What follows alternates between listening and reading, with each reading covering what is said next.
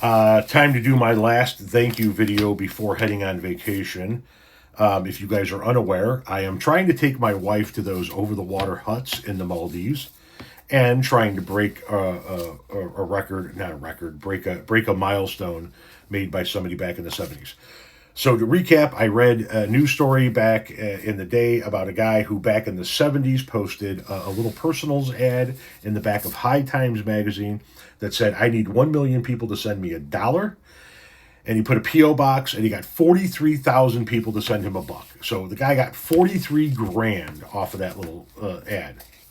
So I said, I have 1.5 million followers on TikTok, over a quarter of a million, or around a quarter of a million subscribers on YouTube. If each one of my followers sent me $1, not only could I break that $43,000, but I could actually become a millionaire and take my wife to those over-the-water huts. And so far, people have been somebody sent me this lovely case to put all the money in, and people have been sending me 5s and 1s and 10s and a lot of 2s and all kinds of stuff. And some other people have sent money via CashApp or PayPal. And, well, I went to the P.O. box, and there are a few more here. This one didn't have $1, but it was a lovely postcard. All of these notes, though, I read them so that you know, and I keep them. The envelopes get tossed. The notes get kept. So I appreciate the gesture from my apologies. Tim in Alabama. My apologies, Tim. And then we have this very unique envelope, which is actually, here, let me cover the name. Somebody used a Burger King bag and kind of folded it up, which I thought was very interesting. Wayne from Florida, and it just kind of, he just folded it up, and there's $1 inside. Now, I tossed the envelopes, but that was a very unique envelope, so I'm keeping that one. This is from Mary Ann in Hanover Township, Pennsylvania.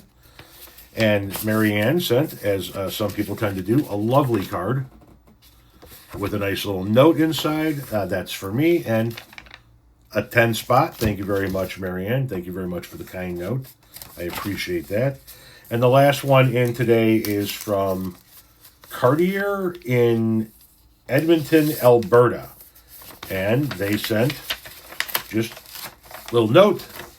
And it was this was a $5 Canadian bill.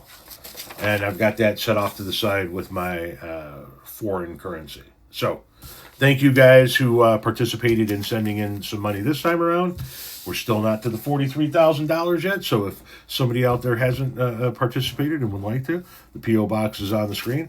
Now we're going to get the MAGA Trumpers that come into the comment section and bitch and moan about how I'm begging for money, and that's just going to be able to allow me to create even more content off of this and hopefully have more people send in money so that I can break that $43,000 mark and be able to take my wife to those over-the-water huts in the Maldives. Thank you guys for sending in your dough and the lovely notes. All of the notes and postcards I'm keeping in a file down here.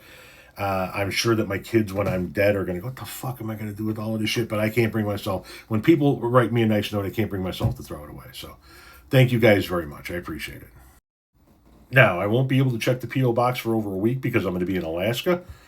But as soon as I get back from Alaska and I have a chance to settle in, I'll go back and check the P.O. box and see what has arrived since then.